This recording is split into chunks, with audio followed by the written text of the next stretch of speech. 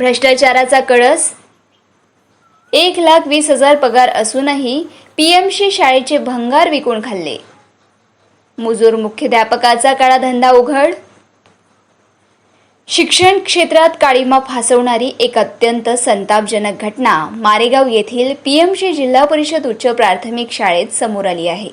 ज्या मुख्याध्यापकाचा मासिक पगार 1,20,000 रुपये आहे, त्याच मुख्याध्यापकाने चक्क शाळेचे जुने लोखंडी साहित्य आणि भंगार विकून आपले खिसे भरल्याचे उघड झाले आहे.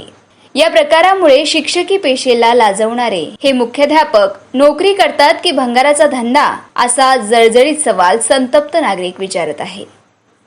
एसएमसीला जुमानले नाही मुख्याध्यापकाची हुकुमशाही.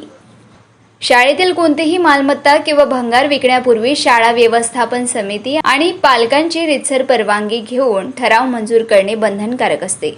मात्र येथील मुख्याध्यापकांनी सर्व नियम धाब्यावर बसवून अध्यक्ष आणि सदस्यांना अंधारात ठेवून शाळेतील मौल्यवान लोखंडी वस्तू आणि शैक्षणिक साहित्य भंगाराच्या भावात विकून टाकले.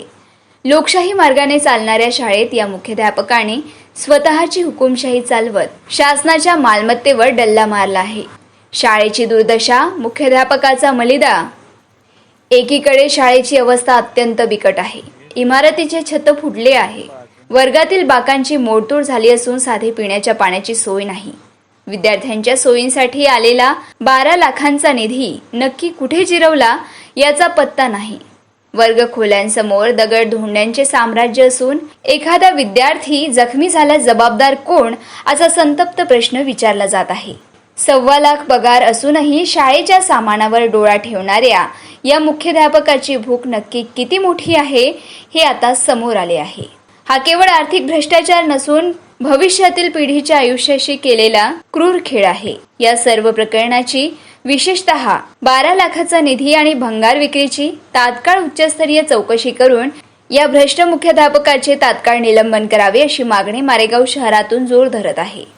मारेगाव वार्ता, सचिन मेश्राम, मारेगाव, यवतमाळ.